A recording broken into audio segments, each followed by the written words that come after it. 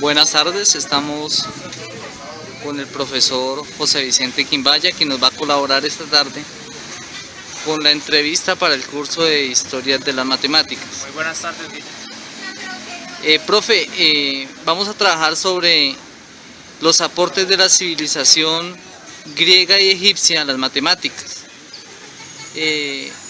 Hablando de ese tema, ¿cuáles fueron los aportes destacados hechos por estas civilizaciones y cuál ha sido su importancia en la consolidación actual de las matemáticas? Bien, yo considero que el principal aporte que estas dos civilizaciones dieron a nuestra cultura fue el descubrimiento del número pi. A través de este número existieron muchísimas construcciones de orden armónico y que hoy en día sigue utilizándose, al igual que el número áureo, para construir diferentes tipos de escultura.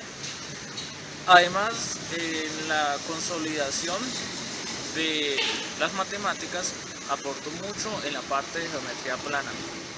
Entonces, son para mí uno de los dos aportes más importantes que tuvieron estas dos culturas de la antigüedad.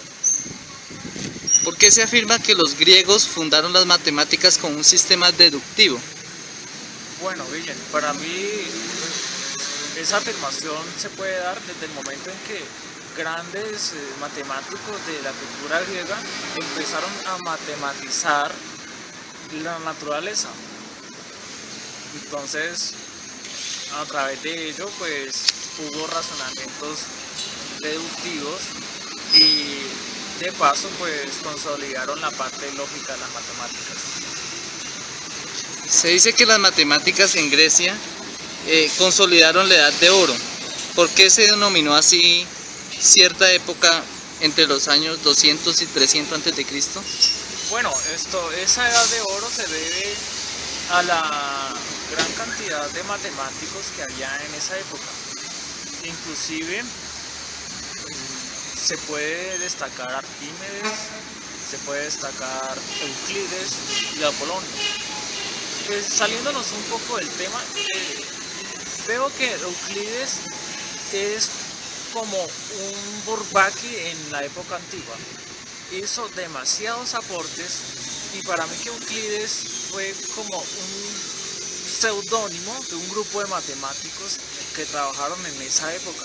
Aunque no se puede afirmar, pero pues es muy maravilloso lo que hace Euclides a la geometría. Entonces, es una edad preciosa, es una edad de oro, revolucionaria para aquella época y de mucha trascendencia hoy en día porque actualmente estamos trabajando en esa área. Hablando de la civilización egipcia, se dice que ante todo es una matemática empírica. ¿Por qué se hace esta afirmación? Bueno, yo considero que esa afirmación se deduce de que, por ejemplo, el número pi no lo tenían tan formalizado como en Grecia. Ellos tenían algunas aproximaciones. En base en ello se puede considerar que esas aproximaciones fueron empíricas en el momento de las construcciones. ¿Y qué elementos matemáticos claves sobresalen de esta civilización? Sobre esta civilización los elementos matemáticos se basan en las medidas que ellos tenían. Por ejemplo, encontramos la numeración egipcia,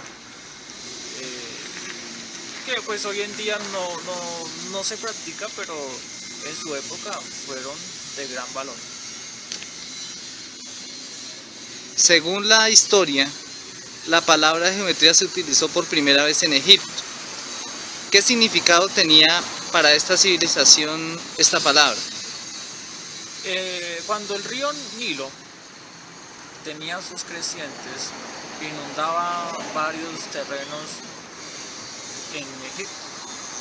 Entonces ellos con las construcciones y medidas empezaron a explorar o empezaron a hacer como una especie de canales para que esa tierra no se inundara, o tener una medida exacta en el momento en que el río Nilo fuera a inundar las tierras. Entonces empezaron a trabajar algo que era la medida de la tierra, y esto es geometría, medida de la tierra. Entonces empezaron a medir los canales, que por este lado sí, por este lado no, en fin, geometría es medida de la tierra. En la cultura egipcia, una de sus obras más importantes y destacadas en la actualidad, pues quedan a la vista con las pirámides. ¿Cómo llegan los egipcios a hacer tan grandes construcciones? Bueno, el Egipto nace, desaparece, según el faraón que estaba gobernando en esa época. En sí no conozco a fondo cómo fue la construcción de las pirámides, pero eso depende del faraón que estaba gobernando en ese momento. Yo pienso que para hacer esas pirámides y esos monumentos, esa precisión, la manera de trabajar con la esfera, la circunferencia, fue de mucho valor para esa época y de mucha dedicación. Hay evidencia de que ellos la construyeron pues con todo el esfuerzo sobrehumano que había en esa época, y sobre todo con todas las limitaciones y herramientas que tenían en esa época. En la actualidad la geometría es uno de los aportes pues que se dejaron de la civilización egipcia. En la actualidad, ¿cómo se utilizan los aportes de la civilización egipcia con respecto a la geometría?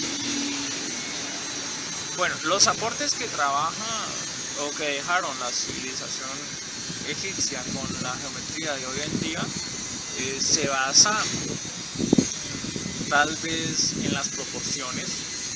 Yo me imagino que ellos trabajaron escalas en sus construcciones para saber los puntos de gravedad, para que no se fueran a derrumbar las pirámides. Yo imagino que ellos fueron personas estupendas en su época.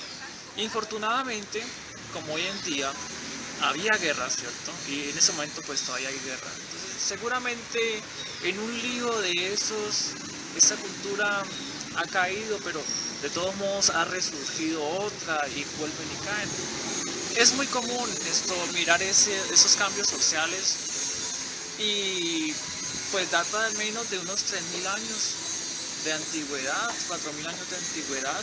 Y usted puede imaginarse qué puede pasar en 4.000 años de antigüedad. Todos los cambios políticos, sociales, las enfermedades.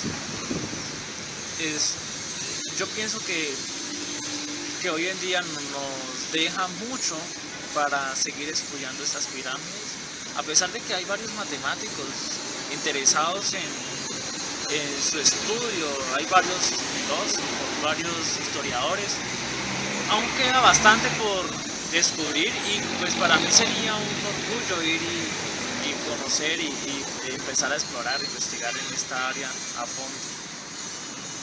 Profe, para finalizar, ¿por qué resulta importante el estudio de los aportes de las civilizaciones antiguas en el desarrollo de nuestro estudio en la licenciatura de matemáticas? Bueno, es importante porque nosotros necesitamos adquirir una experiencia, necesitamos adquirir